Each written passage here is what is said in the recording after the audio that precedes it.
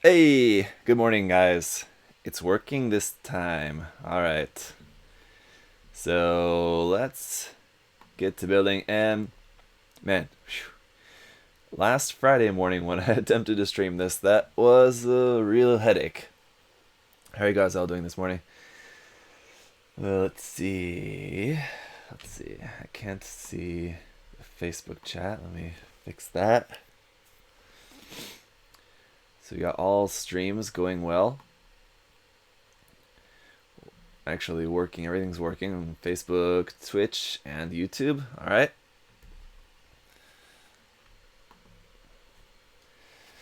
All right. Hey guys. All right. So yeah, anyone who was trying to watch last Friday morning, or if you're in the U.S., Thursday evening, if you tried to watch the last time, I tried streaming this. Sorry about the trouble going on, off, trying to get the stream going. Just wasn't working, and the problem was that it was streaming to Facebook and Twitch, but it wasn't going to YouTube. But strangely, when I updated the title, because I use Restream to send my stream to the different platforms, and when I update the title on Restream, it was updating the title on YouTube. So I know that it was going to information was going to YouTube, but the stream wasn't going through. Nothing was showing up. I was checking my computer and on my phone, and I wasn't seeing anything. So uh, there's like a live chat on Restream on the Restreaming site that I use, and so I was talking with the Restream guy, and so eventually I had to just give up because it was just taking too long. So sorry about all the notifications for the live streams on Friday. But I sorted out the problem. What the problem was my latency setting on YouTube. Uh, for some reason, it was set to low latency, and apparently needs to be set to normal. I didn't change that setting, so I don't know if it worked before and now suddenly it didn't work, or somehow the suddenly already all of a sudden just wasn't working. I don't know what the problem was, but anyway, it's sorted now, so whatever. Hopefully no more problems. Today we're fine. We'll see going forward if we can avoid anything like that again. That would be good, because that was pretty frustrating. How are you guys all doing?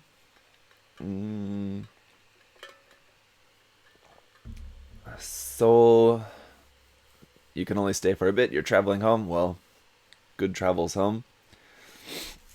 And Ron, it's your first time catching a Twitch stream. That's good. You can also watch on either Facebook or YouTube if you prefer. But yeah, we're gonna be building the MechaGodzilla. It's gonna take a little while, I think, because it's a pretty big kit, pretty complicated kit. And I should also mention that I already built the tail ahead of time, just because the way that the tail goes together. If you guys saw the unboxing, the steps to build the tail, it's kind of complicated. And so how I usually do these builds, as you guys know, is I separate the parts out. So I have like parts for the body, the waist, the leg, the arm, like that. For the tail, it just wouldn't work to cut out all the parts at once. Everything would get complicated because you have 1, 2, 3, 4, 5, 6, 7, 8, 9, 10, 11, 12, 13, 14, 15 sections, I think. And they're specific that fit together. And if you mix them up, they won't fit. And I just didn't want to have to deal with the hassle of trying to do that live. So I went ahead and built the tail ahead of time. It's pretty awesome, though, and quite flexible. So that's cool. You have the soft rubber parts. You have two sections of the soft rubber in here and here. And then the last part of the tail is just all the regular solid plastic. So you can see you will have to paint the black in between these bits on the last part of the tail there. So as for the painting, as for the color scheme, I mentioned in the unboxing I was thinking about doing a Evangelion color scheme for this, but I've decided against that. I saw there's an Evangelion version of this model kit or something, which I think was like a version of this model kit. No, but some figure or something. Anyway, there's an Evangelion version of this I saw online, and I don't like the look of it actually, so I don't want to do that color scheme for mine. I'll do some other different custom colors, though. I don't want to do it in just plain silver. Seems a bit boring. I mean, it's the official kind of color scheme, but I want to do something a little bit more interesting. So yeah, so I haven't decided on the color scheme, but maybe just something as simple as just like a really dark silver. Just like a really like dark iron or something instead. So it's like kind of similar, but I was thinking gold would be cool. There on YouTube, Evan Wong can wrap it up with the loading spam there. Yeah, just refresh your screen or something. Uh, uh, Fun fact: the Kiryu armor is built over the original Godzilla bones. Okay, I didn't know that. That's interesting.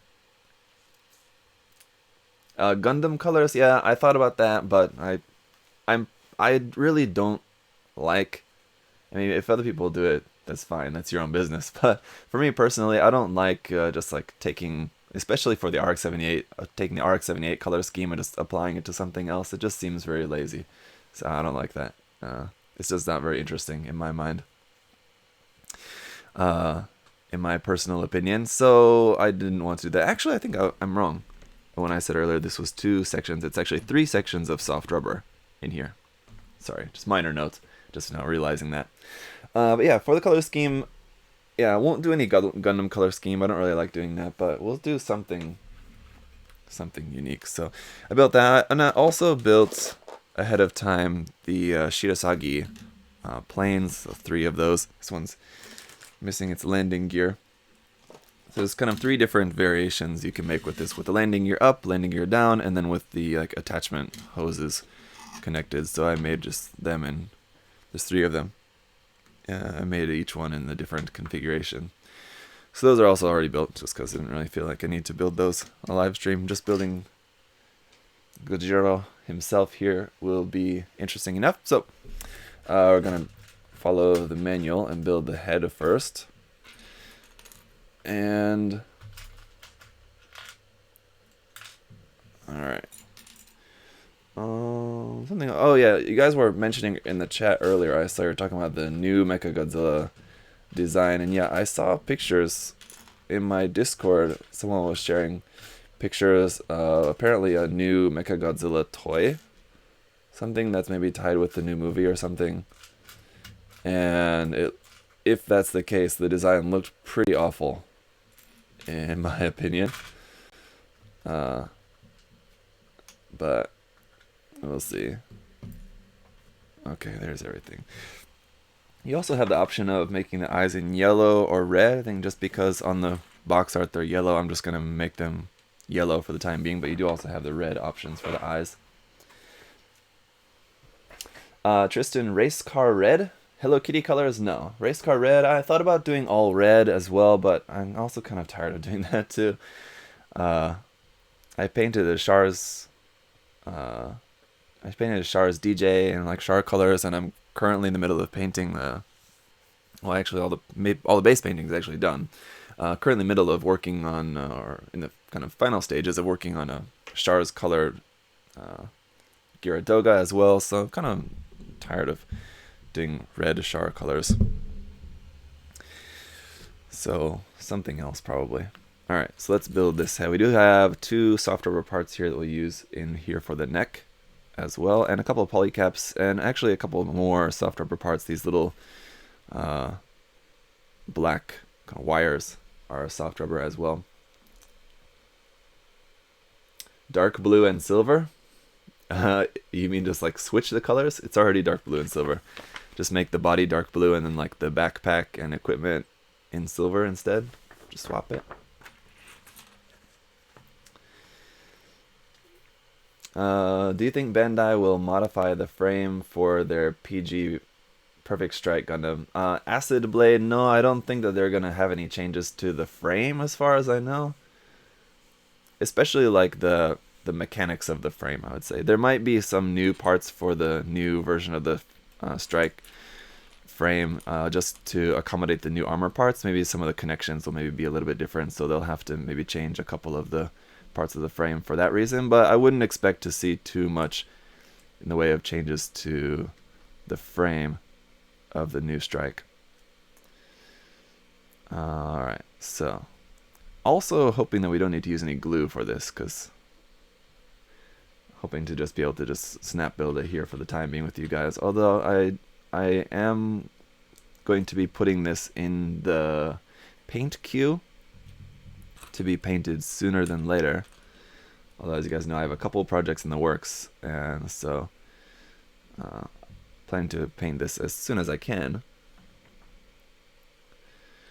And just kind of doing something simple with it. It's not going to be something that I'm going to go too crazy with, but yeah, I need to decide on the colors first. Alright. So there's the mouth. He's got the little missiles in the mouth there as well. And I love the detail of the teeth. Very nice. And I love the fact, this is so cool, I love the fact that the mouth actually closes cleanly. Like, kind of like snaps closed. A lot of times on stuff like this, even like on the different Zoids kits and things I built, the mouth closes or stuff, and it's like not really totally closed, but this one actually really snaps all the way closed. I like that. That's good. Painted like Charizard? Not a terrible idea, but I don't want to do something that's like too silly. Like, I want to do something that still looks like really badass and cool.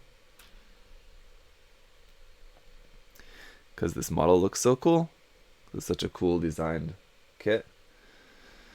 So I don't want to do something like too, like, just like for fun. I don't know. You know what I mean? Like if I were to paint it in like the ARC-782 colors or like Charizard colors or something like that. Where's the part? Here it is.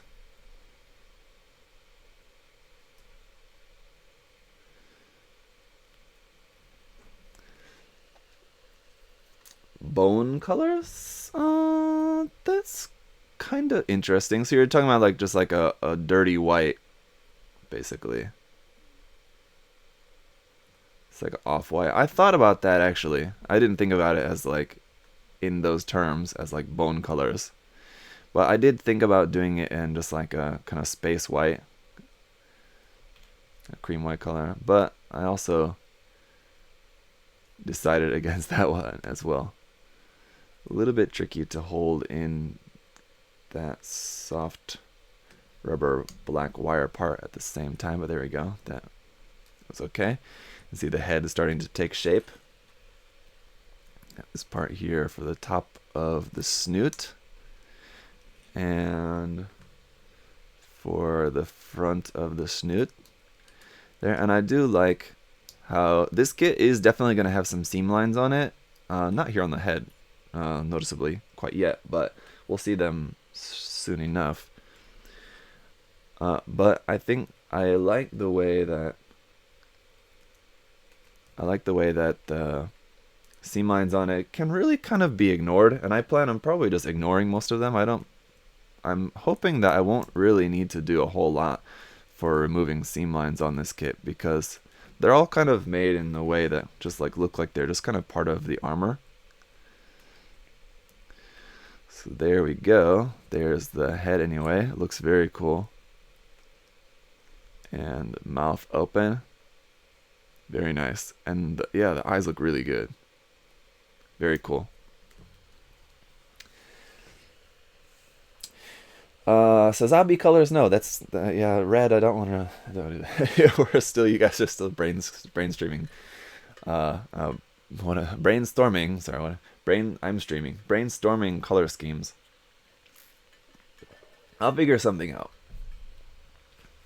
Lee, do a Machine and Krieger theme. I thought about that too, but for so much detail on here, Machine and Krieger schemes I think work much better on designs that have that kind of like a roundish, have a lot of round parts, you know. This one's just very, very detailed and very angular everywhere. I don't think it will really quite fit the Machine and Krieger. Trust me, I thought about that too. I've been thinking about this, like, and yeah, I'll think of something. Whew, that polycap was real tight in there. Whew. All right, and then other one goes here. So you have to feed up this kind of joint connector piece up into the rubber part for both of these, and then stick them together.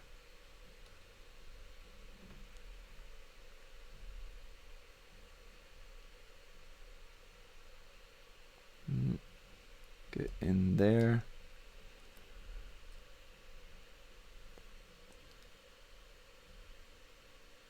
Here we go.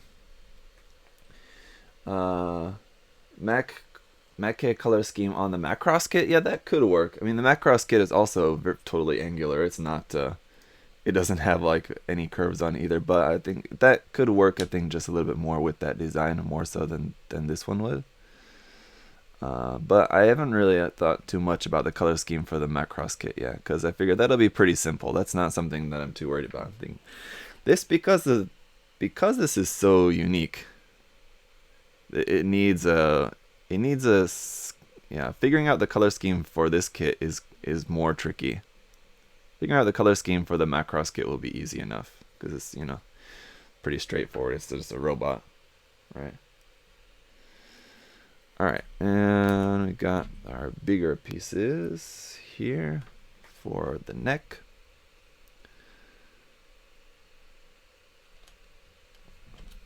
This one and this one. So here's the first example of where we have a seam line here on the two halves of the neck. You have a seam line down the middle of that. I'm not worried about that. Having a seam line there down the middle of these armor pieces that fit around the neck like that, and here on the back, like on the back, I'd be a little bit more concerned about that one, just because this seems like it's like one solid piece around the back of the neck maybe. But honestly, like, especially at the front, it looks fine how it is like that. But we'll see how much I could change my mind. But anyway, there is the head and neck all done. There you go, looking very cool. I like how like the rubber, because it's like rubber, it seems like it's like a suit, like I could put this on top of something else. Seems like it would be more fitting like in size for a master grade, but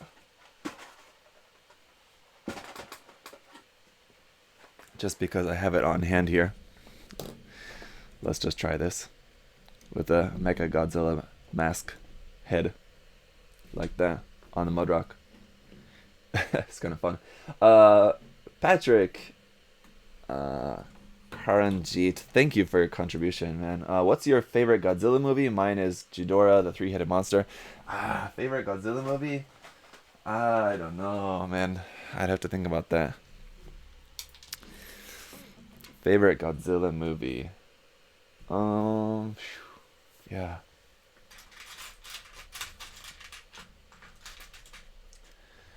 I don't really particularly have a favorite, because there's Godzilla movies that I've seen a lot more than others. Because there's like a few of them that I had like on VHS tape when I was young. It's like I've seen those a lot more, but I wouldn't necessarily say that they're exactly my favorite, or that they're better ones than others. So I don't know. I don't really have a favorite. Yeah.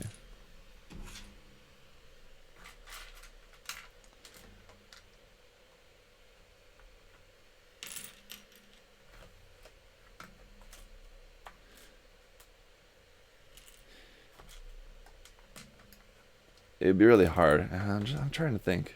It'd be really hard to say which one's really my favorite, just because. Yeah. I'll think about that. If I can decide on one thing or another, I'll let you know. But all right. So according to the manual, we're going to the arms next. So kind of skipping around a little bit, but fair enough. We'll build the arms next, and then I think the body is after that. So we've got no... we do have one... I was going to say no soft rubber parts in the arms. We do have one here, which is like kind of goes between the arm and the body. So that could be kind of the shoulder part there. Gundam Real type colors... the only reason I would not want to... I mean, the Gundam Real type colors like that could kind of work. I would entertain that idea more. But the problem that I have with that is that I've got this kit here, which I plan on working on soon, the Mega Size kit, and I'm planning on painting that in real type colors. So I don't know. We'll see. I'll think about the color scheme. Alright, so for now I'm just going to build it, and I've got other stuff that I'm painting at the moment anyway, so it's not something I need to figure out immediately. I've got some time to think about it some more.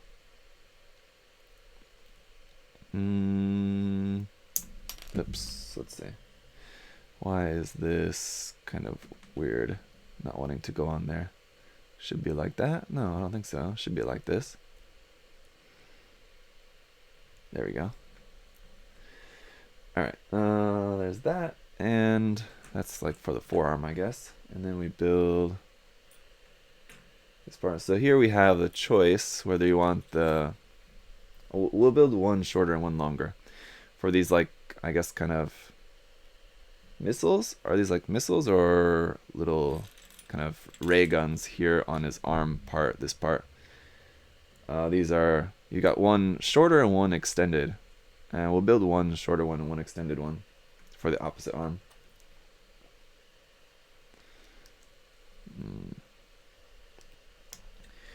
Mulambo, the build so far is pretty interesting. I mean, it's about what I expect. I expected this kit to be very interesting. I think you also maybe don't need to necessarily put in this sword blade here. That also sticks out of there. It's also kind of an option weapon whether you want to have that extended or not, but we'll go ahead and put that in for the time being without breaking it, hopefully. It's pretty tight to fit in there, but I guess there we go. That's it. Maybe that's the... Seems like that should go in a little bit farther, but I don't want to force it, so it's good enough for now. And this piece here at the back should be like that, I suppose. So there we go. There's that part. House Targaryen color for MechaGodzilla. That sounds like it's from what's that show? That show that everyone is obsessed with that I didn't watch. What is it? I'm suddenly drawing a blank. Anyway, yeah. No.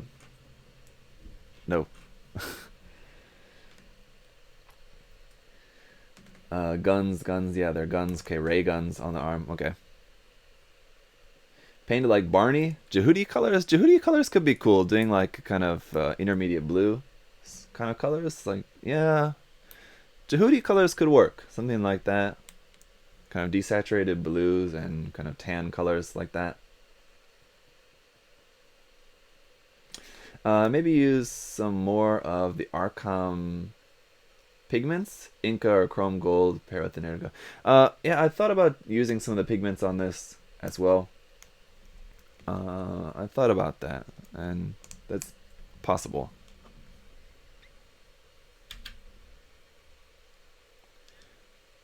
Oops, and there's a nub here that I missed. Oopsies. I also should note that a lot of this kit is undergated. So for those of you guys who like undergating on your kits, I don't really personally like it. It's kind of more work to have to deal with undergates in my opinion, but a lot of this kit, especially the armor parts, a lot of them were undergated.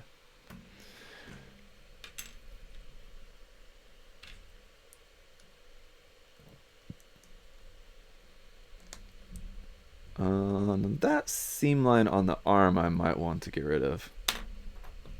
That's kind of unsightly there. Let's see, and it needs to fit on there like that, and this part into the back of here like that. Okay.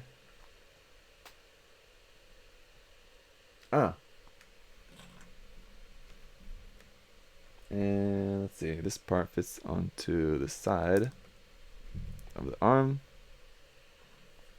and this one up into here, and we need the wire piece. Uh-oh, oops.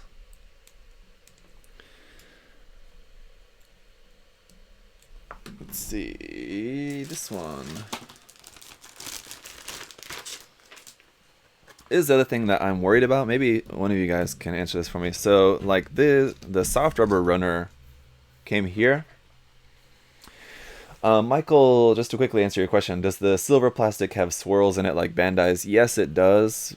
To a degree, they're not very noticeable, but yeah, it does have that same effect of the injected silver. Yes.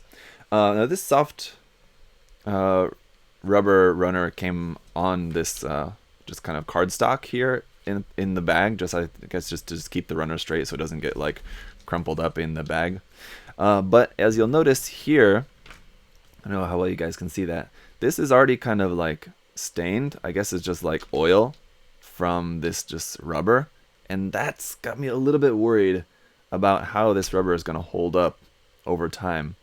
If like over time it's going to get like kind of like sticky, gummy like that. Or if it's going to like dry out and crack or something. I'm not sure how now that it's out of the plastic and just exposed just to the air, how that's going to hold up over time. I'm not sure, but this oil stains on this cardstock from this got me a little bit concerned.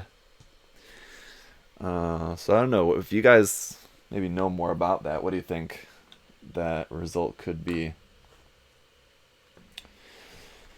Old reliable blue and gray. Blue and gray, yeah, tan kind of color schemes, yeah, could work, Lewis.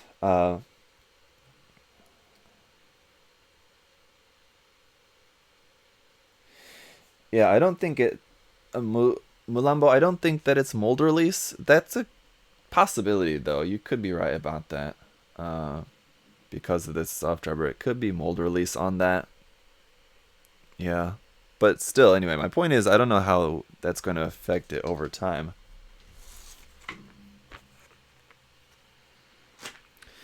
Oh, but anyway, I needed one of those parts. That's why I took that out. I needed M4, was it? Yeah. 4 is this one.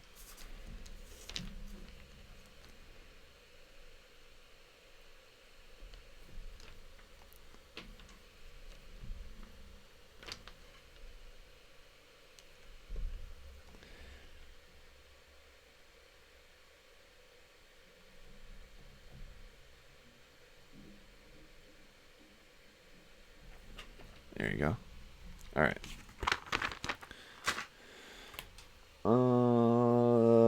Over on Twitch there, for the Macross kit, might I suggest using Cypher's color scheme from Ace Combat Zero? I'm not sure what that is. If you could send a picture or something, then I could know what that is. I'm not familiar. I know what the game is, Ace Combat Zero, but I've never played it, and I don't know who Cypher is, so I'm not sure.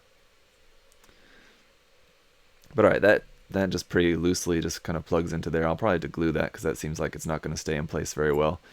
That cable there. Oh, we also need some hands for this. Now, I did figure out what's different about the hands, because we have two sets of hands here and they look almost the same. But the difference is that the fingers are kind of a little bit more raised on one set, and it's kind of really hard to tell, to be honest.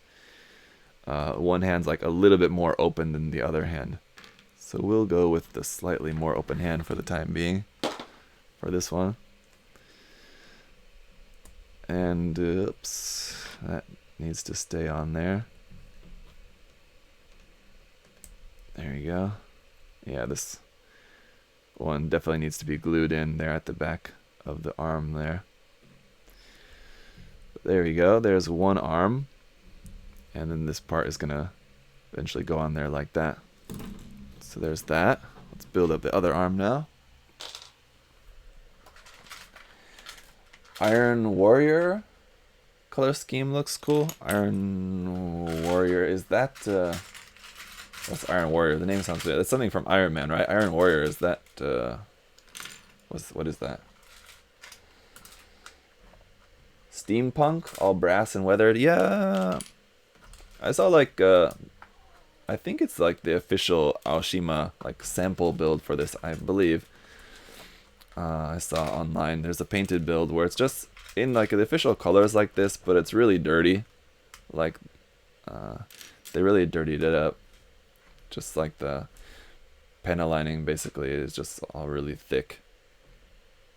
And the silver is a really bright, nice looking silver. So it looked cool like that, yeah.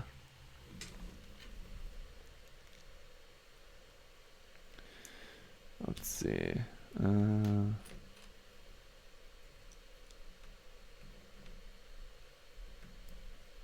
Hoi.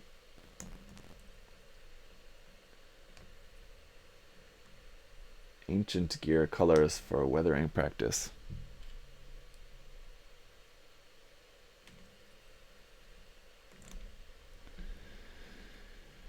Yeah.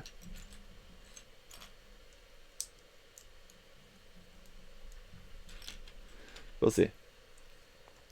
New Gundam colors? No, that's not happening. I can tell you right now. Although I mean, if it came down to it, I would prefer to do this in new colors more than RX-782 colors, but either way, I'm just thinking probably not.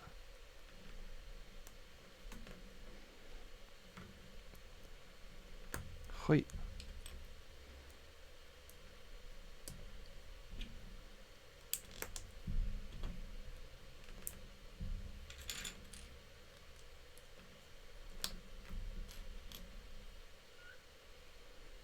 Let's see, we need the other hand.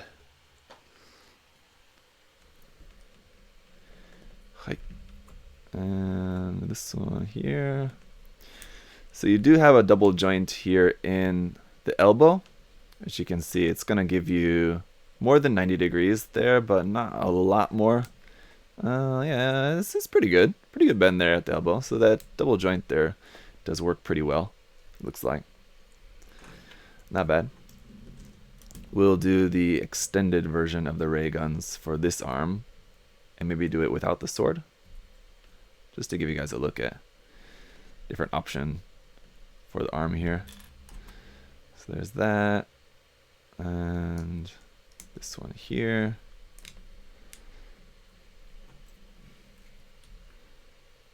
This one out the back. This elbow part there, this on the side, and this one here.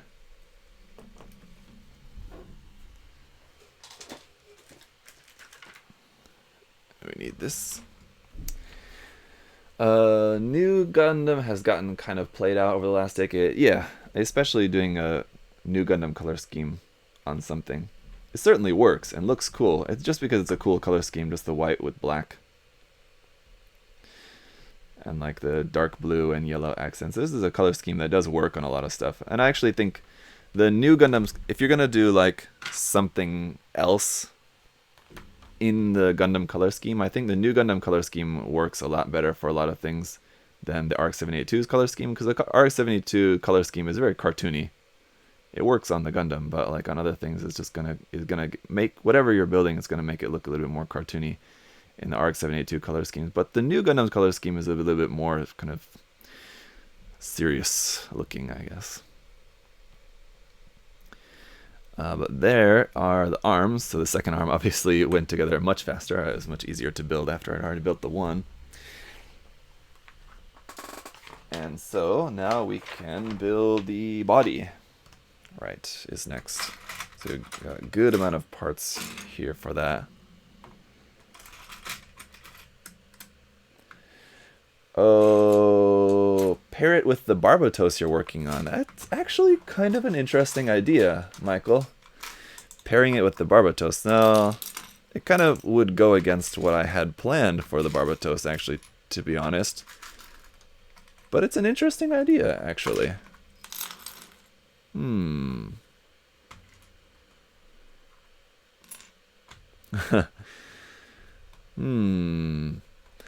gonna on that one.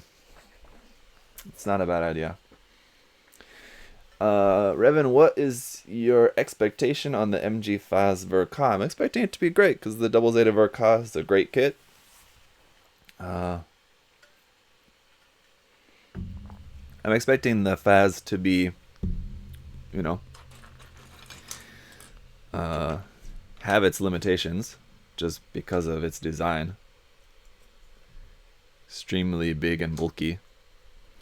But I'm sure it's going to be cool. And I'll just give you guys a little heads up that, like we did, if you guys saw, if you were either watching it live or if you saw it later on, the live stream of the Master Grade Barbatos, I did like kind of a quiz game throughout the stream, and then for a giveaway of the Barbatos to give one away. We're going to be doing the same thing with the Faz, so I'm going to be having a Faz giveaway during the live stream, so make sure you watch the live stream and play along. We'll have a kind of question and answer quiz show going on throughout the stream of the Faz, where you guys can answer questions for your chance to win a Faz of your own. So just a heads up on that. Once that kit is released, make sure you pay attention to social media for when I'm going to be doing that live stream, because you guys will be able to win one.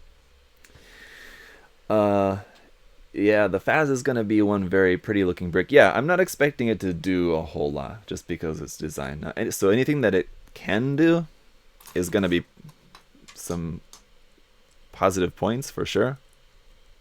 But I'm not setting my expectations too high for that kit to be, you know, superposable or anything by any means. So. Now this is supposed to be like that, and these parts go into the back of here like this. Here and here. Barbatos versus... no, I'm not sure I would do it like versus. Barbatos versus MechaGodzilla, although that could kind of also be cool as well, actually, now that you mention it. I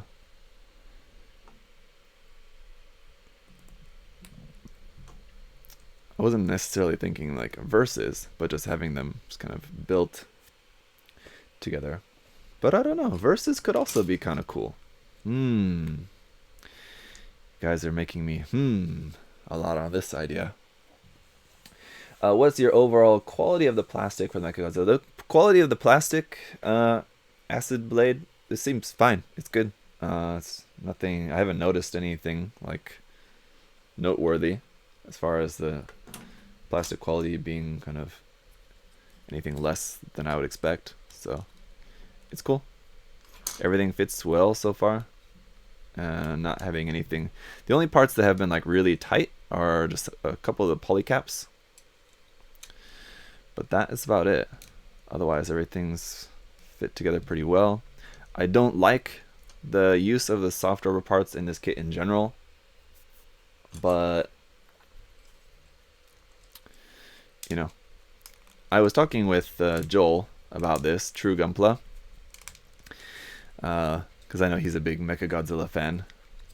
But I was talking with him about that, and I was saying that what really would have been like the best option in my mind is if they would have given, because I understand why there's soft rubber parts, it's to help with the articulation in some areas. But I think what would have been best is if they would have had those same parts available in soft and hard plastic. So if you didn't care about the articulation of this, you could just use the hard plastic parts. They would be easier to paint and still give you the same like nice detail in there. So I wish that they would have given us that option. And I'll surely mention that again in the review as well. But I think ideally that would have been the best thing in my mind.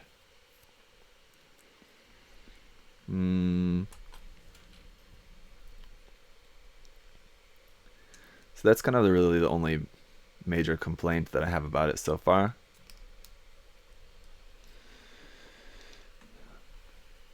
Uh, 2020 MG predictions. 2020 MG predictions.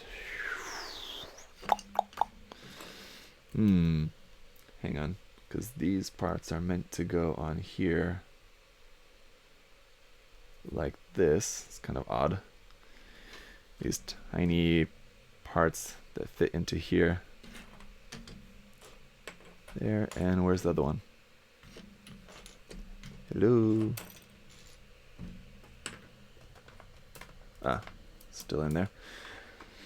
2020 MG predictions.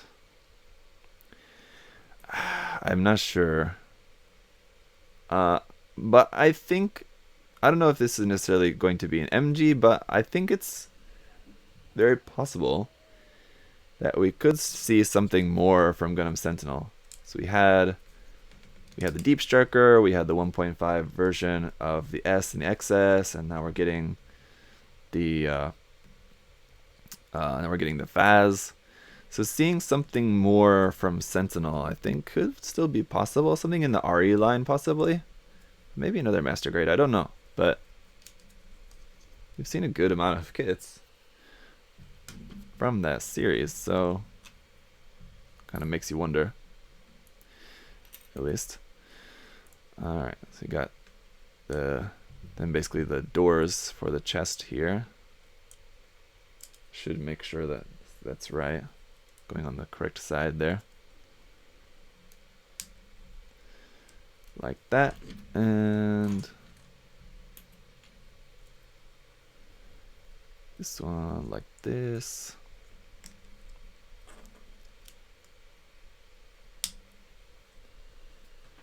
Yeah, Erwin, a Nero would be awesome. If I had to choose, I think either a Nero or a Mark V. Obviously, well, they've pretty much made almost everything else, except for maybe like making a 100 scale version of the Zeku lines, which I would also love. So, I mean, that would be very cool. Now this part here on the bottom door doesn't really have much to really plug into. Oops. So, thinking that's definitely gonna want to put some glue on this part, because there's nothing really holding it in there except for friction, really.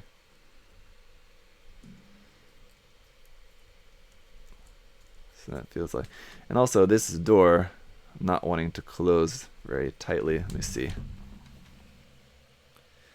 because this piece isn't going in fully.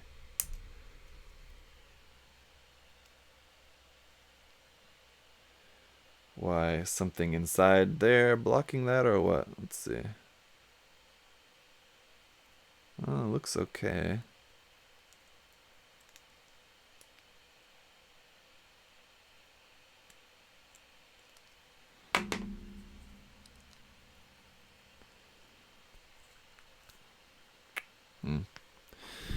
I don't know.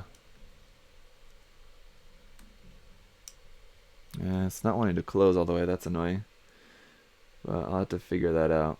What's wrong with that part way? It's not going in all the way there.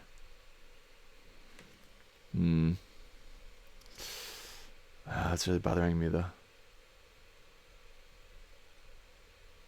That is because of that, right? Yeah, definitely. The part just seems like it's kind of warped or something. Oh, it's not wanting to close all the way. Anyway, I'll leave it for the time being.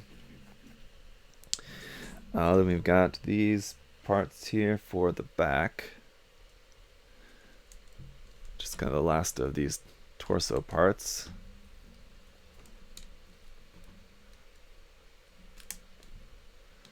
Little thrusters there like that. Okay, there's that. And we need these parts for the lower body.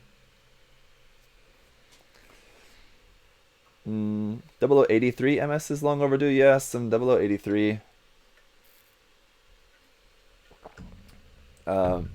Duders asked, did you ever get your custom PewDiePie Zaku to him? Yes, I did, ages ago. PewDiePie got the custom Zaku, and it was in a handful of his videos. I think every now and then, as far as I know, I haven't watched, actually to be honest, I haven't watched PewDiePie in a while. I kind of, I wasn't into the Minecraft content, so I just wasn't watching, and now it's just not ever recommended to me anymore because I didn't watch for a long time while he was doing just all the Minecraft stuff. But as far as I know, the model is still in his office space, so I think every now and then when he turns the camera around, you can see the Zaku is still around in there. So you can occasionally catch a glimpse of that. But yeah, he got it. I was able to get in touch with him, and I haven't talked with him in a while, a long while. But at the time, I did talk with him a little bit about Gunpla and stuff. He was kind of into it, but yeah, seems like maybe it was just a passing phase. Doesn't seem like, obviously, it was something that he got too much into. he was like interested in getting into painting and stuff, and I was giving him some advice about that. But he'd got the PG Astray Red Frame Kai, and I don't know whatever became of that, if he ever ended up painting it or not, but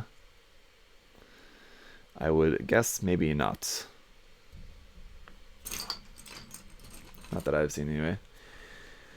Likelihood of an HGUC Kasi Gundam this year. I think it's very likely we'll probably get some kit version of the Kasi this year. If it's going to be HGUC or something larger, I'm not sure. We'll see. But yeah, we've already got the HGUC Penelope, of course, so getting an HGUC Kasi Gundam as well.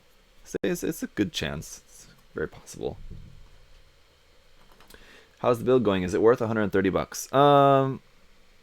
Yes, because I mean, a couple of important things to consider when considering the price of this kit. Number one, it is a very large and pretty complicated kit. So I mean, it does have a good amount of size to it. The other thing to consider is that it's got a handful of like different elements, because it's got the bases for the airplanes. It's got 3 of the airplanes, and they're pretty simple. I mean, that's not a big thing, but it's got the soft rubber parts for the articulation and everything, and it's got all the waterside decals and all of that. So it does have some different elements in there.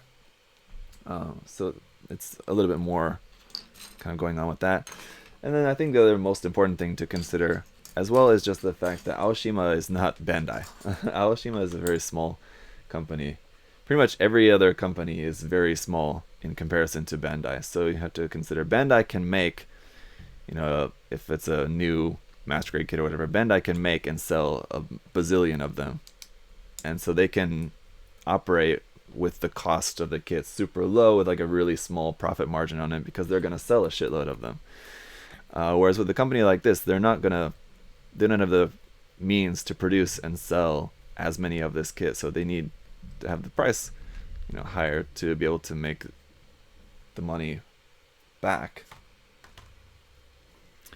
what they've invested into the production of the kit. So you have to consider that it's not really fair in most cases to compare the pricing as to like what you would normally pay for a Gunpla kit from Bandai.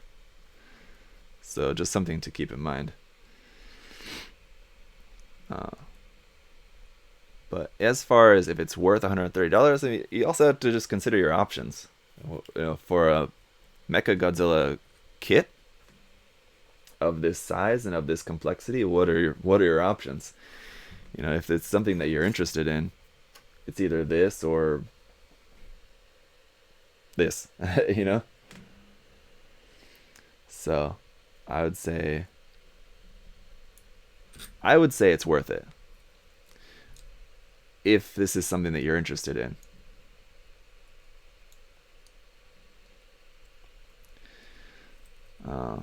Because I would certainly put it, you know, it's a complex enough build, something that you'll definitely be able to spend some time on. And one important thing, at least for me personally, when considering if a kit is, let's see, sorry. If a kit is worth the money, I think one important thing for me to consider is if you're going to be able to, you know, spending a good amount of time on it, because really what you're paying for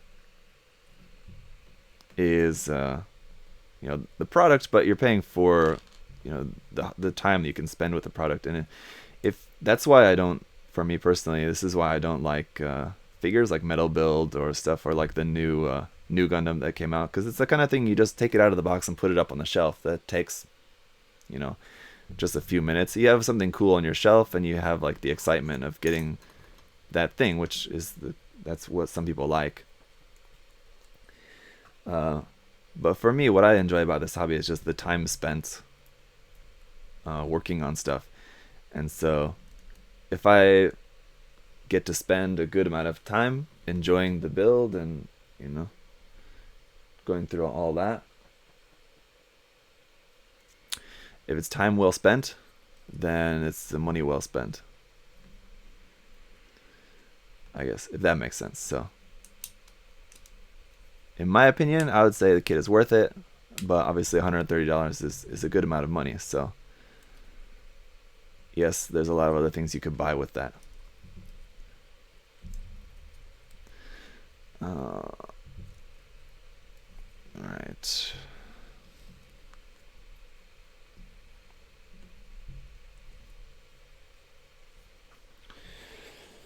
Okay, so there's the hip section, and that piece goes on the tail, or where?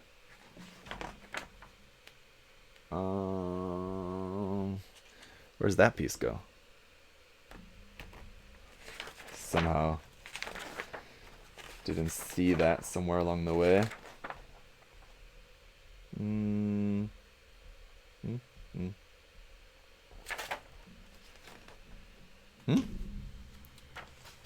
Where's that piece go? This one. Looks like it goes... Where? Where does that go? Ah, there it is. Yeah, okay, it does go up underneath the torso. I missed that. Here.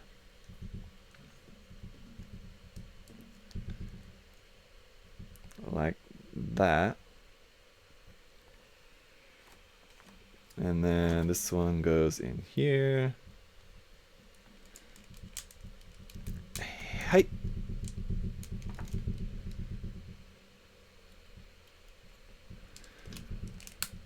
Hoi. Right? Yes. Oof. Yeah, polycaps are real tight with this though, especially the larger ones, the ball joints.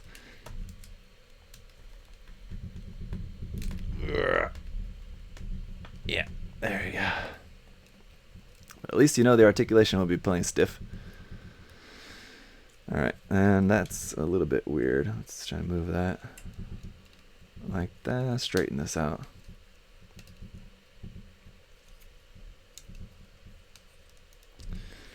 There we go.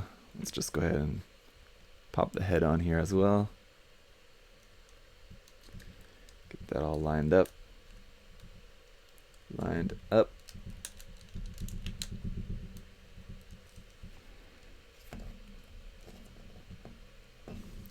There you go. And the arms. There, like that.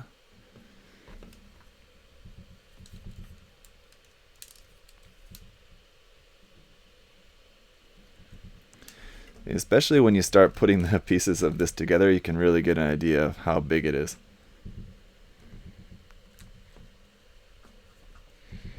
I think I saw someone did the calculations for the scale. I know the finished product of this kit is 24 centimeters tall, so it's going to be definitely larger than your typical master grade kit. But I think someone did the calculations for the scale and said it was 1 to 250 scale for this. So I'm not sure what the official height is, but the height of the kit anyway is 24 centimeters. So it's kind of annoying to get this arm in here.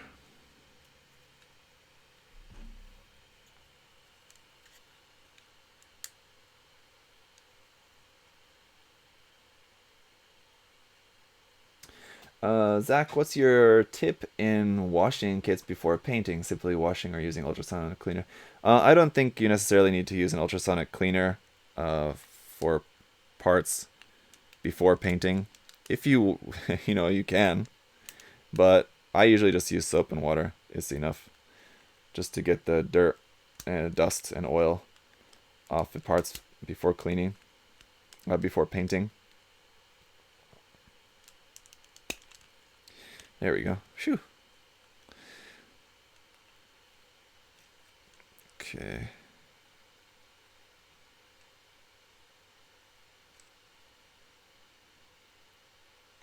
There, in there. Yeah. This little hose on the back of the arm is kind of a pain. There's that, and other arm. Hopefully it will be easier.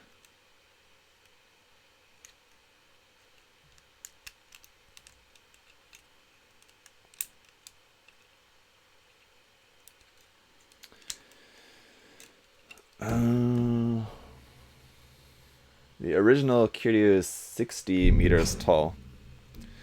So, there you go. 60 meters tall, and the kid is 24 centimeters, so you guys do the math. Apparently, you know, like I said, according to what I saw someone else comment before, that puts it at 250, 1 to 250 scale. So you guys can feel free to check if that's correct, if you're not, if you want. This is annoying. I was trying to plug in the arm, and the polycap, there's a polycap for the shoulder that moves side to side, front and back. So every time I'm trying to plug this in, because the polycap ball joints are so tight, it's just moving the polycap to the side. So it's kind of annoying. I have to get it lined up. So there we go. I think that's in. Nope, it's not in. Damn it. Okay, don't move. Just plug in.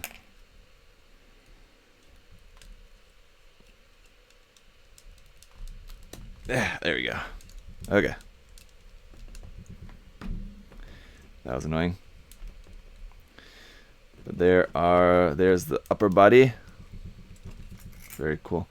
Yeah, these will definitely need to be glued in because they're just popping out like crazy.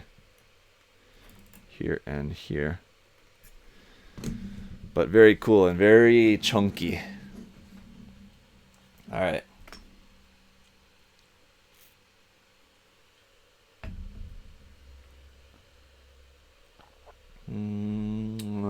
Let's see.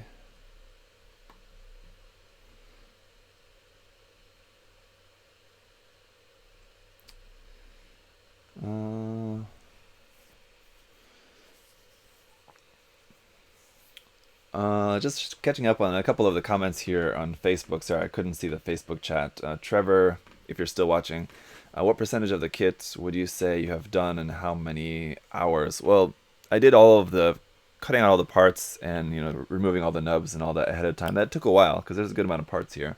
And like I said before, a lot of the parts are undergated, so it does take a little while to get everything cleaned up. But, you know, the build process, we're going at just about an hour now. And we got this far done, so, you know, the actual snapping it together, not really taking all that long. To be honest, a little bit quicker, actually, than I expected. So it's okay. Not really related to this, but what would you think about an MG? About the MG? Huh? What do I think about the MG Barbatos? I like it. Yeah. Okay. I'd be down. Let's see on Twitch chat here. I'd be down for an MG Zeta Plus Hummingbird. An MG Hummingbird would be awesome. Yeah. I'm not sure. They kind of have a lot of the parts for that already, right? For making a Hummingbird, they just kind of include some Zeta runners and some Deep Striker runners. Deep Striker, yeah. I can't really tell, but are the eyes clear? Yeah, Michael, the eyes are clear. It's a clear yellow part for that, and it's just silver behind it, so the eyes do shine pretty nicely because you already have the silver backing behind there, so yeah. Yeah, 1/250 scale looks like. So doesn't hard water have any effect? I'm not sure, Brad. That's a fair question, I suppose. I've never heard of that having any problems. Washing the kit, washing the parts with hard water. Yeah, I've not ever heard of that being an issue. All right, let's build. Speaking of chunky, let's build these thunder thigh legs. The legs do have a lot of parts going in on them.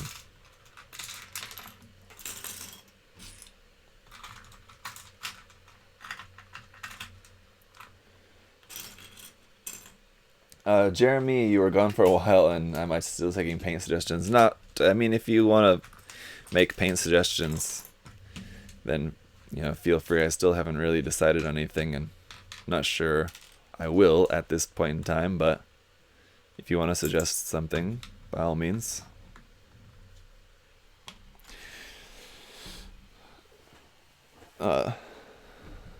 So far I have I have found the idea of somehow pairing this with the Barbatos to be an interesting idea, although I'm not sure exactly how I would do it, and it doesn't exactly solve the color scheme problem, but it is an interesting idea.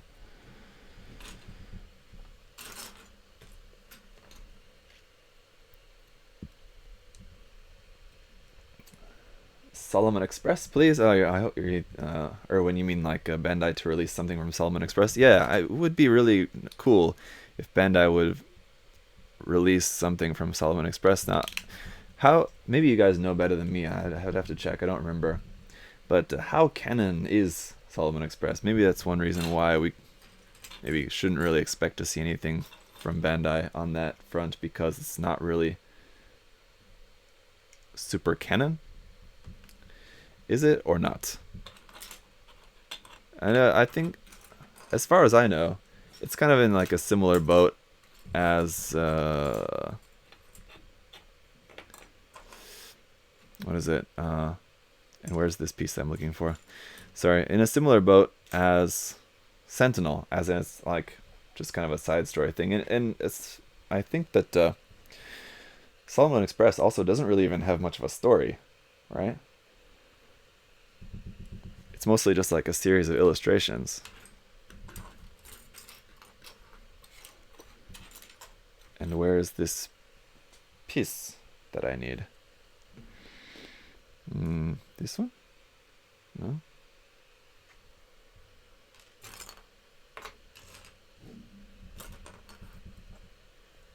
Aha!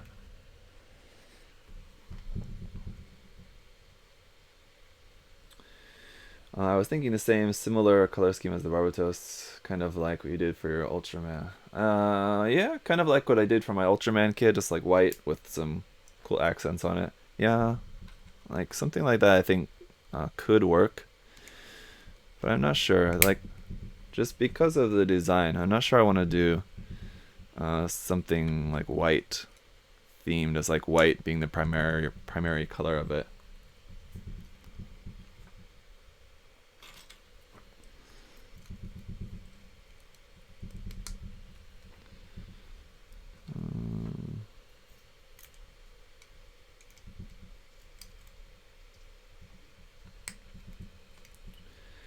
Shiny stainless steel, maybe not that shiny either.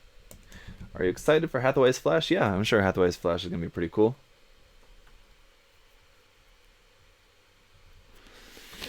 MG RX-78 5 2.0, I kind of doubt that, considering we're getting the high grade version of the, assuming the 04 and the 05.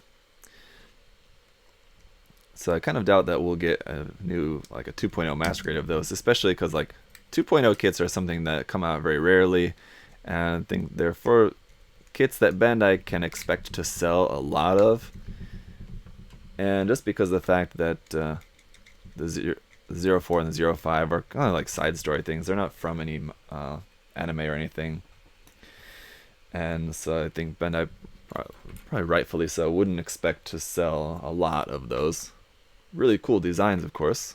I think a lot of fans would surely love the kits.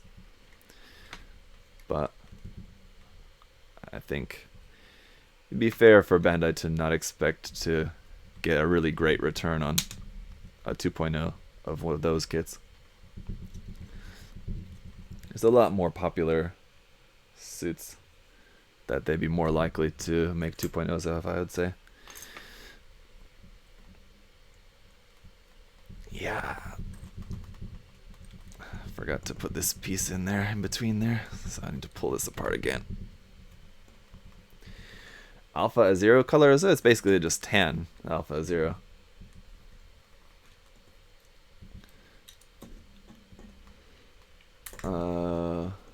Would look at tinting the silver parts in light green. Yes. Could also work, Will. Patrick, thank you for your contribution there. Are you getting the Starwing Paradox Solidea from Kotobukiya? What do you want to see for the next PG? To answer your question for the next PG, as you guys know, as I've said on multiple occasions, the Perfect Grade line is not really one of my favorite lines. Like, when new PG kits come out, it's cool, and I'm looking forward to the new PG Strike. But it's not a line that I really hope for a lot of things. But that said, if I had to, if Bandai called me and was like, alright, we're making a new PG, what do you want? I think a Perfect Grade Shinanju would be cool. Just to go with the Perfect Grade Unicorn. And the Shinanju is a really cool design. So if we got a Perfect Grade Shinanju, that would be cool. I would like that, I suppose. But to answer your first question about the Kotobukiya Saladea kit, what is that? That rings a bell, but I can't remember, and it's probably because it's a property that I'm just not familiar with. Could be that just the name I'm drawing a blank on. But what is that? Saladea. My phone's dead. I didn't plug it in. Let me see. Hang on.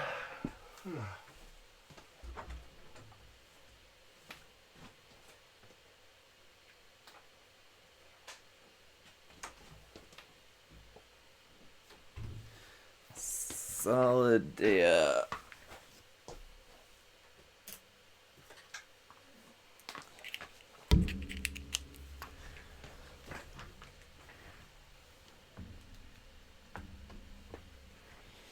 I have my phone rechargeable Danboard rechargeable battery. Yeah, so Bandai making a PG kit that's not from Gundam would be kind of cool for a change. Like, they had the very first one, the Eva kit, and they've never done any other. Oh, there's the Millennium Falcon, I guess. I shouldn't forget about that. But doing something else, also not from Gundam, would be pretty cool.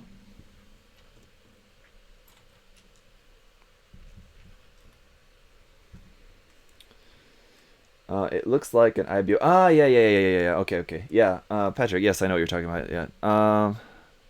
I don't think so. It's a kind of cool design, but I'm also not really that into it. So I was thinking I'm probably just gonna pass on that one. There's other things I think that I would rather work on. So no, probably not going to review that one. No. PG Shinanju would be massive. Yeah, it certainly would be. Any non-Gundam PG would be lovely. Yeah, Shinanju would be insane. Yeah, Shinanju would be good. Something something non-Gundam, I think could also be cool. So, this kind of thruster bit here on the side of the leg. Obviously, you don't have to have just kind of an optional part there if you want to open up the side of the leg. But then we have to build the foot, which is on the next page here. PG Mazinga or Gaogaigar. Yeah, I wouldn't really be into that personally, but could be cool, I suppose.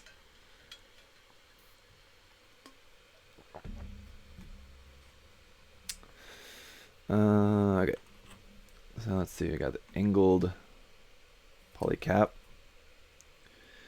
Which will fit down into there.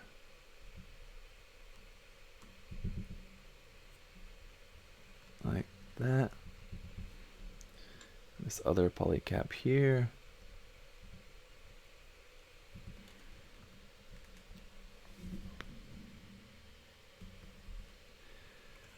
And this part underneath. Is it not fitting on there?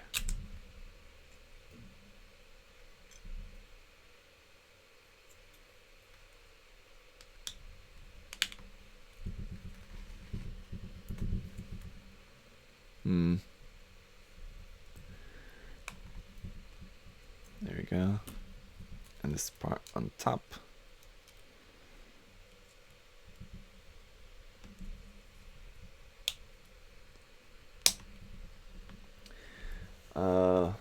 PG Full Power Gundam? What's that? I don't know what that is. There we go. This part on the bottom of the foot is not wanting to fit on there. Why?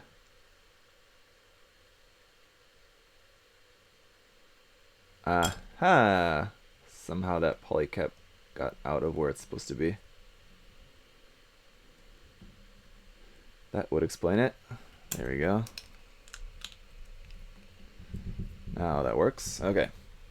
How about mega size other than Gundam? I would, yeah, that's a good point. Honestly, I would much prefer a new mega size kit than a new PG kit, to be honest. I like the mega size line because because the nice thing about PGs, I think that a lot of people like, is just the sheer size of it. They're just really huge. So with the mega size kit, you get that huge size, and they still cost a good amount. But honestly, at that scale, I don't really care. I don't know. I guess it is kind of the draw. I don't know. I don't really care too much about having like a gigantic version of like a master grade kit. It's like PG kits, just like really complicated build. The cool thing about PG kits is just the scale. So if that's the thing, then I kind of like, or I don't mind if they just focus on the scale and just giving me just a big massive kit, which is what the mega size kits do. If I wanted like a more complicated build, then I'm fine just building a nice master grade. So, but I guess if you wanted something that was both really big and complicated, then I guess that's why you maybe would like a perfect grade kit. So this depends what you want. And this piece, why is it here? Is it in the wrong place or what? Must have put it in the wrong place.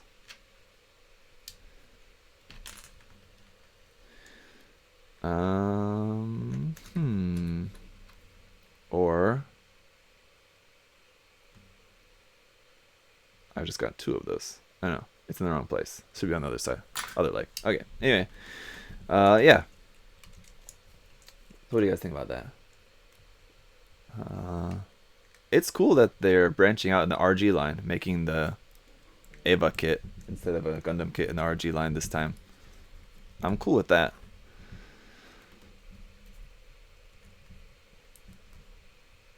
For the toes here, they are actually specific, and without looking in the manual, I think I can figure them out.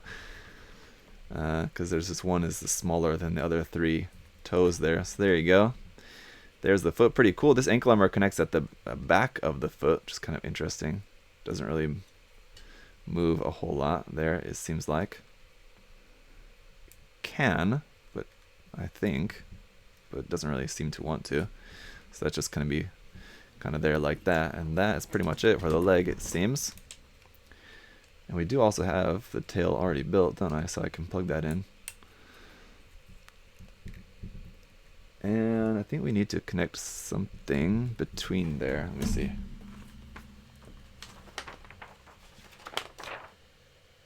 Yes, 5, this one.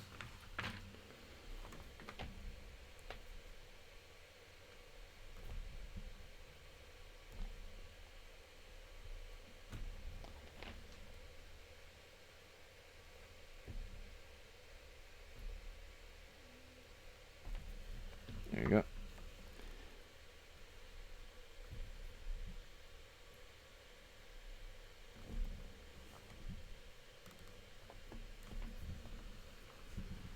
Okay. Mega size Ultron EW would be a dream. Yeah, that you're certainly dreaming on that one, William. I don't think that's gonna happen, but let's see. This should go up into here. This is gonna be kind of maybe hard to do at this point. Should maybe somehow connect to this. So this rubber part needs to go up and connect to this part of the hip up in there. I think I maybe need to get my tweezers to get that up in there fully, but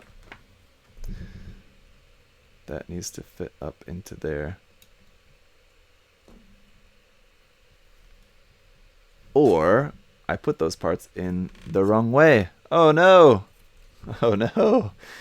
That's gonna be a pain. I have to take apart the whole hip section here. Shoot!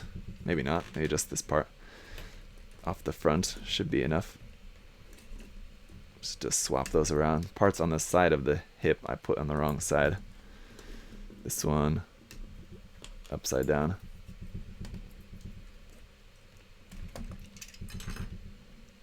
Failed. There we go. That's right. With the hole pointed down.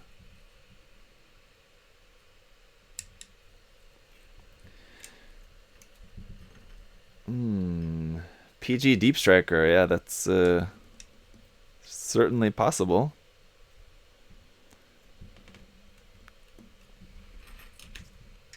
Alright. Let's try this again.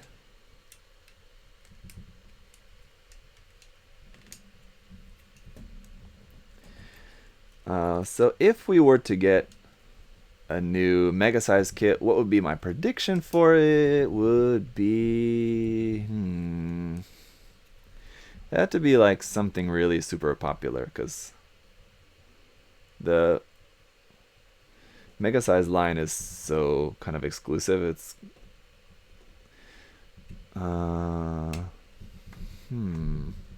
what could it be? There we go.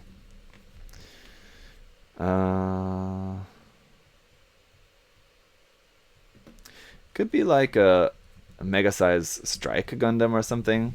I could definitely see Bandai doing that. It's a Mega Size Strike. That could happen. Or a Stray, but I kind of feel like they would probably do the Strike before the Stray. But one of those are, you know, those are the kind of kits that Bandai makes all the damn time. Because they're just so popular designs, so it makes sense that they would make them in the Mega Size line as well.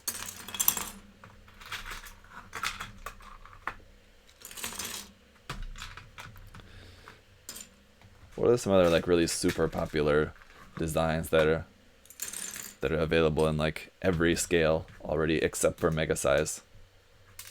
Really, that's pretty much it. What else is there? It would be very surprising for them to make a Mega Size GPO1. There is a PG GPO1, of course, but a Mega Size, not sure about that.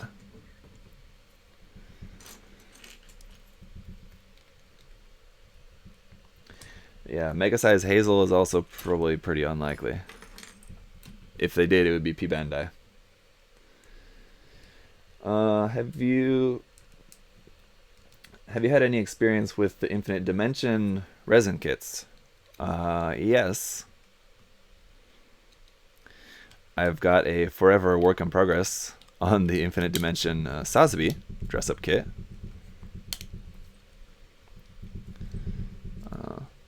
My limited experience with what I have done on that so far has been pretty good, though. I mean, it's the details very good.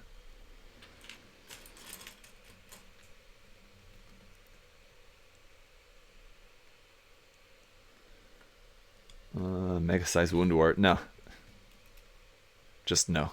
Mega Size Wound Wart, no.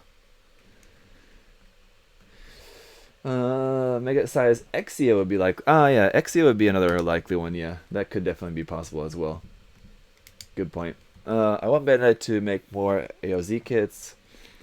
I want HGC Fiverr 2 and Dandelion 2. Yeah. More AOZ kits, I mean... They're guaranteed to be P Bandai, but still, the ones that they've made so far are so cool. And I put that backwards again. Damn it. I need to pay attention to what I'm doing. And why did they make it so that you can even put this backwards? They should have made it so easy that you can't possibly put anything backwards or the wrong way. Aoshiba needs to take a page out of Bandai's book and make it completely foolproof.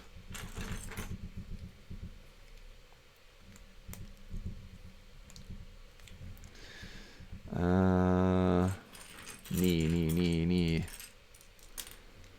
This part here.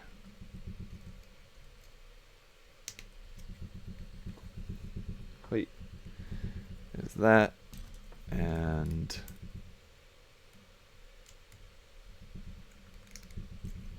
here and here.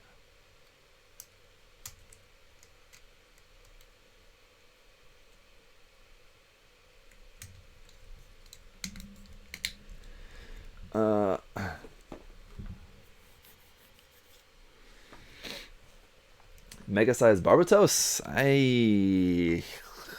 Yeah, that could certainly also be possible, although I wouldn't really be too excited about that. It'd also be just kind of boring. But I don't know.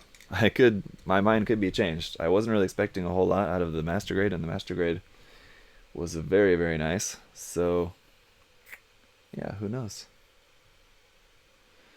Okay, I'm switching over to this side.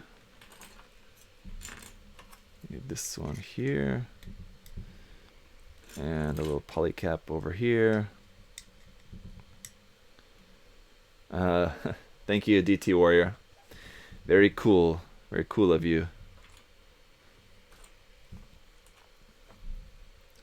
Appreciate it.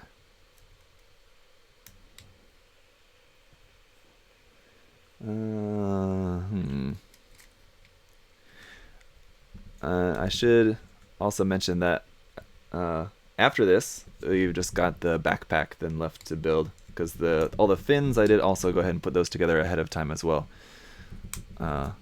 Just because the fins also are parts that are very specific. Kind of have to really pay attention to. You have to build them very slowly to make sure you're not mixing up parts. So I built all the fins ahead of time, so those will just need to put them in place basically. So we'll just pop those on. We just need to build the backpack. And so not a whole lot left here for MechaGodzilla.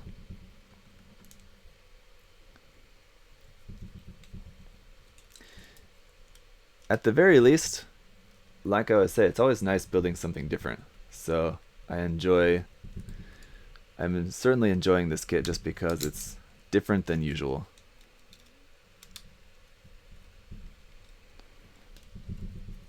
So that's fun. Alright, there's that.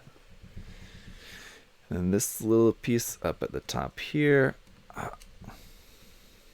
Are you thinking of doing any more YouTuber gifts?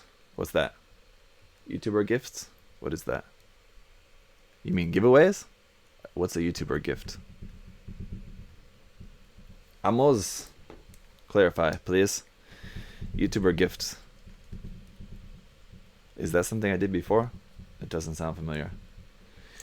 Anyone ever build the LED Mirage model kit? No, I have not.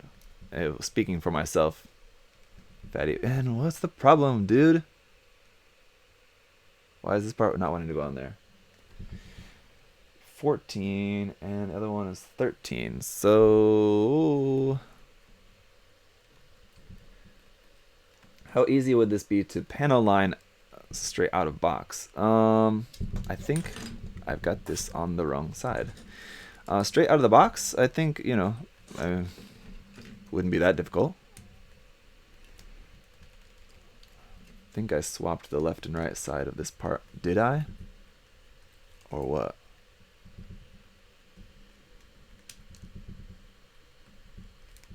Or is this just not wanting to go on there? On either side. Because these parts look almost the same, but they're not quite the same. It should be like this.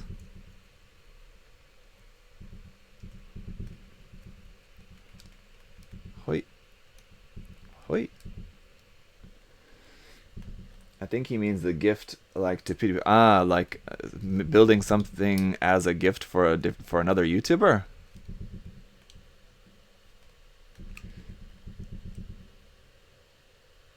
I don't have any plans on doing anything else more as gifts for other YouTubers. No. Like a Markiplier theme Gundam or something? No, I don't have anything like that planned.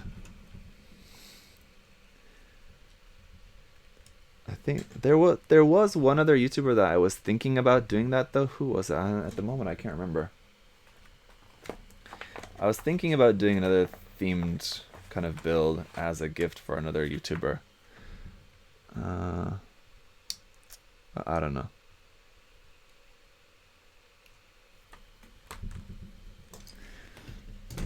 Doing like an H3H3 themed build would be fun. on that note, though, just as an idea.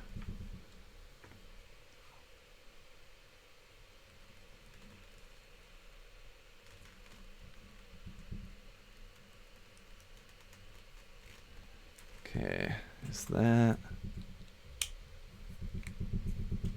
here and here? Yeah, that's what you meant. Okay, yeah, sorry. Yeah, so yeah, no other plans for that at the moment.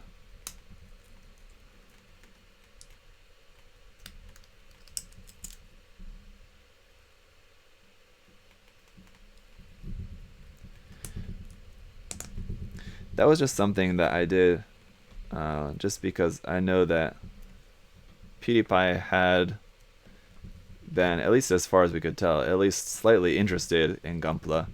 And I thought it would be a good chance, you know, I was just enjoying his content, so it was just kind of a way to just kind of saying thanks for, just because I had been enjoying his content, but then also, if he were to get more interested in Gunpla, it would obviously be good for the rest of us too, because having someone with that big a platform, you know, talking about Gunpla would definitely bring a lot more fans into the hobby, and more people enjoying the hobby, more people buying Gunpla just means more Gunpla ultimately that Bandai is gonna make. So it's only good for us as well.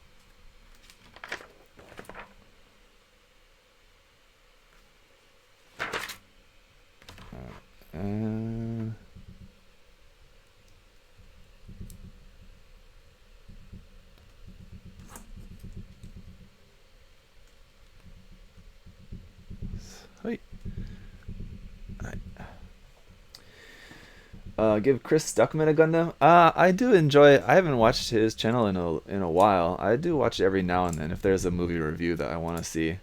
I do like Chris Stuckman's channel. It's a good channel. Wouldn't be a bad option. Does he like Gundam stuff? As far as I've heard, I've never heard him talk about it, but I would assume just being sort of into nerd-ish kind of culture stuff, that at the very least he's probably at least a somewhat of a fan of Gundam, because I think I have heard Chris Stuckman talk about loving anime at different times, and I'm pretty sure he's also from the same generation that he probably got into anime from watching Toonami, so I'm sure he probably likes Cowboy Bebop and like the other popular anime that were on Toonami at the same time as Gundam, so I'm sure he probably at least has some appreciation for Gundam as well. It's a good point. Alright, so let's plug on the tail here as well, and then I can no longer lay him flat on his back to show you guys on stream like that. I'll have to show you on the other camera. But let's get this polycap straight so we can plug in the tail. Yeah, the ball joint polycaps on this kit are very tight.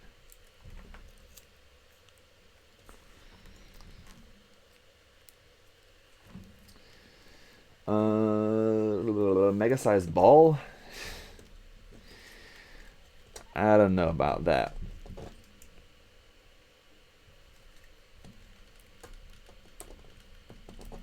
Oy. Alright, there we go. Now he's cooking with gas. He's standing tall.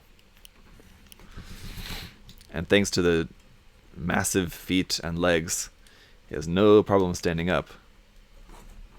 And it's going to be kind of hard to show you guys now at this point, but let me see. Like that, kind of. Give him a PG.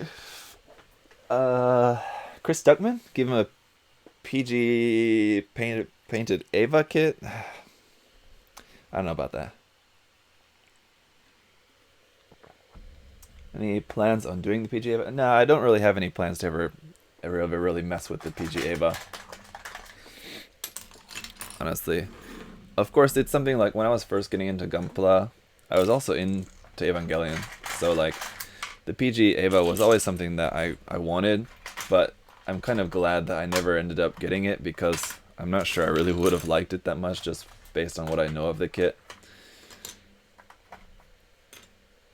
So I think I kind of dodged the bullet on that one by just spending my money on other things. But that said, I have bought other Gundam kits that I kind of regret building as well, or regret buying. Like the PG Wing Zero also was one that I wanted for a long time, and when I finally got it, I didn't really end up liking it that much, actually.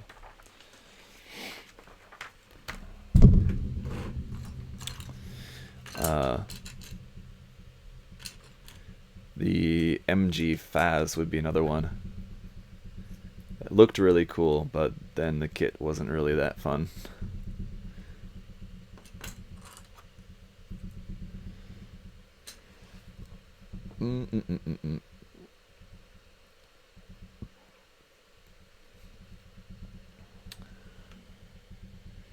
Over there on Twitch, Turning Cog. This is not a 1-to-1 scale Haro. Okay, sorry. I thought you were talking about something else. A 1-to-1 scale Haro, as in something that might come out this year, or what's the context of that comment? I'm not sure, but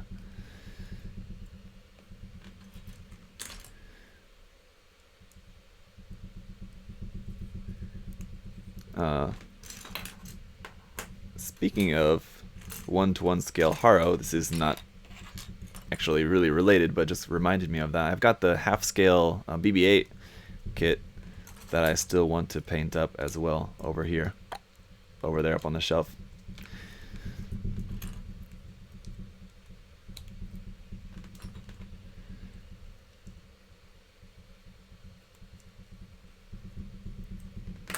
Alright, so there's that, and this part. This one right here. Yes. Okay. Oof. It's also pretty tight. Let's see. And we want not that one. This one. And here.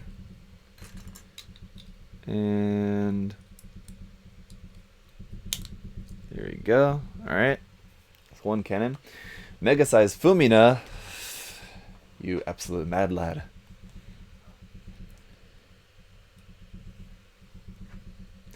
Yeah. Like a 1-to-1 scale Haro would be a cool kit. Like if they just like, I mean, because the Figure Art standard kit is pretty cool.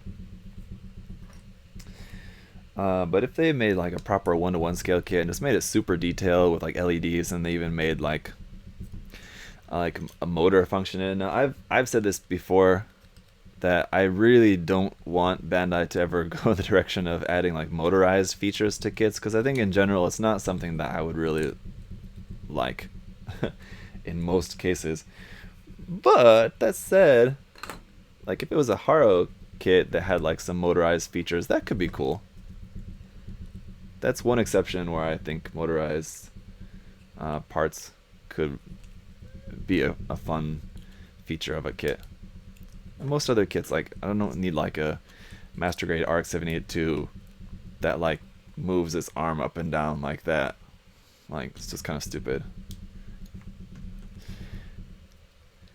So I wouldn't expect them to really get like super advanced, motorized features to be built into a kit of this kind. So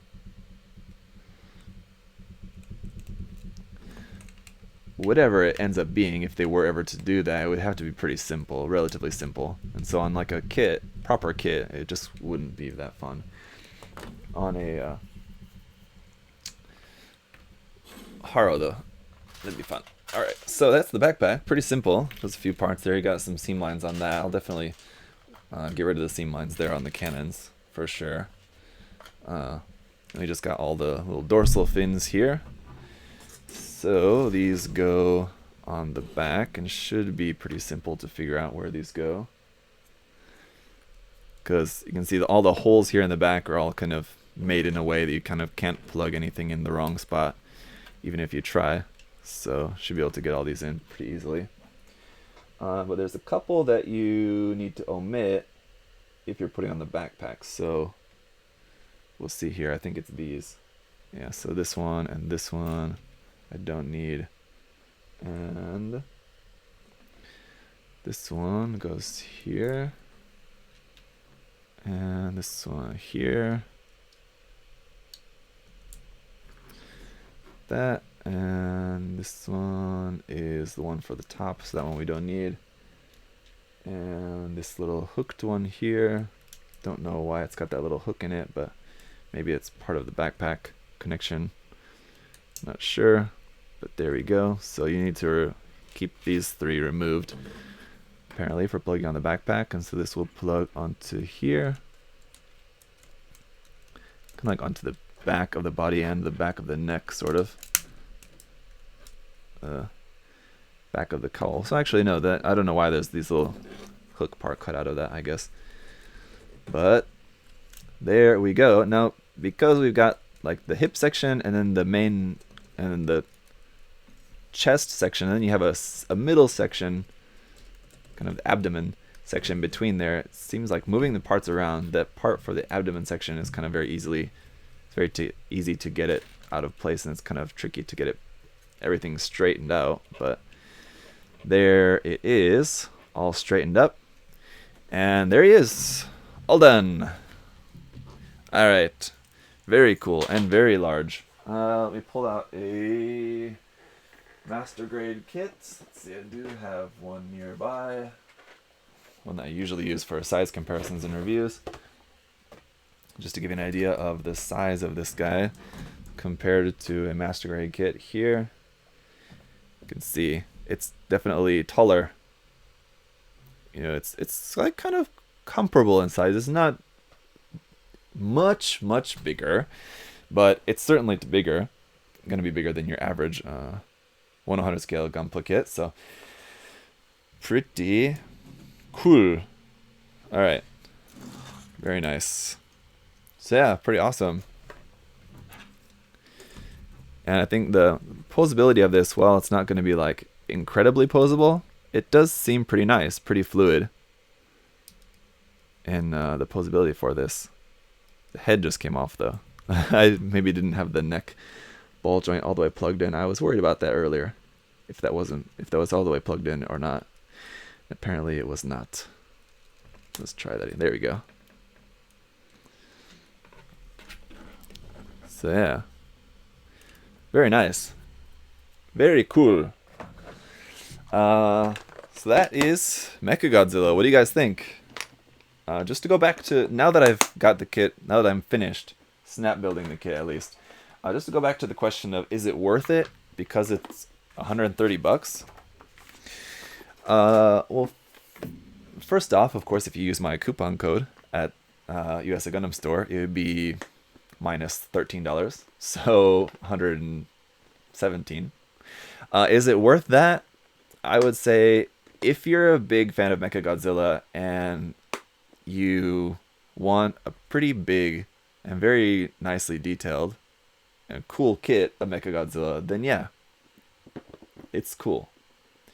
Carl, I don't have a Sazabi on hand that I can put next to this to compare, but the Sazabi, I would have to go back and check. I believe the Sazabi is around 23 centimeters tall. So it's going to be similar in height to the Master Grade Sazabi Verka.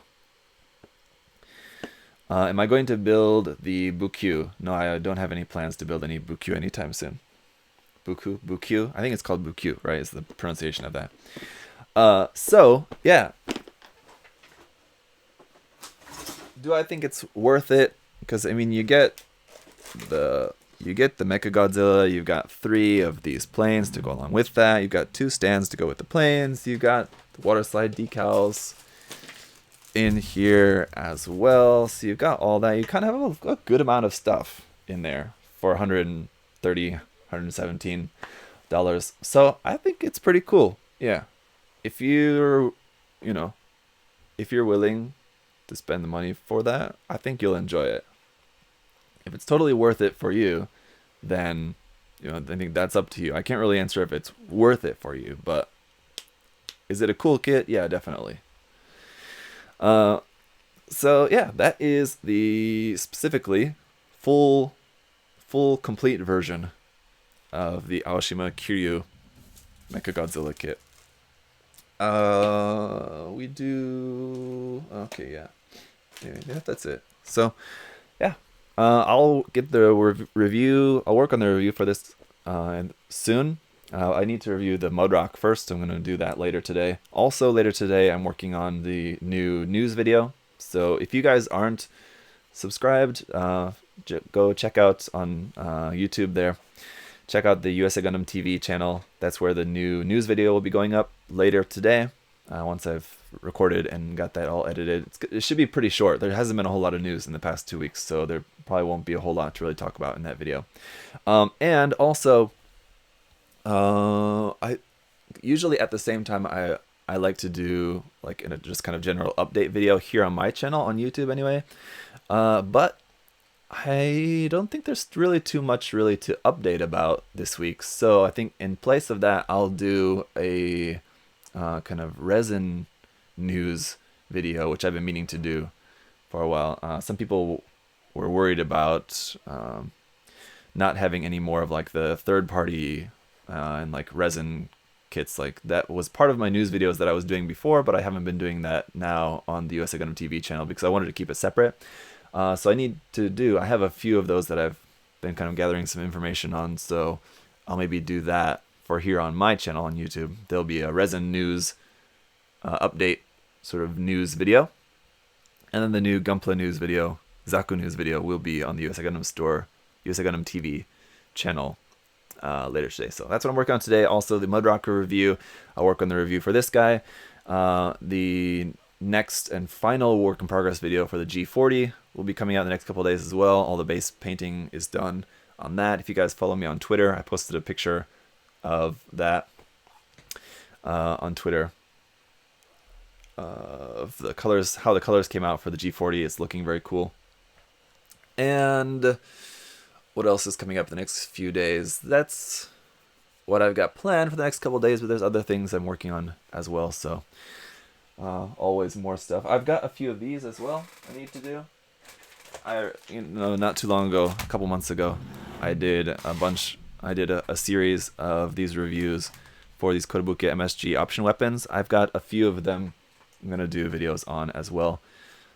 So have some more videos just reviewing some Kotobuki option weapons. Also, this guy, I'll have a video on the Mecha Collection Macross Elysium kit. I mentioned this before, I think in the last live stream. But yeah, I've got this all built up already. So it'll be a video just kind of doing the unboxing, review, and the painting of the kit kind of all in one video. So that's already built up. So need to do a little bit of seam line removal on that first before it's ready for painting. But that's what I'm working on for the next couple days.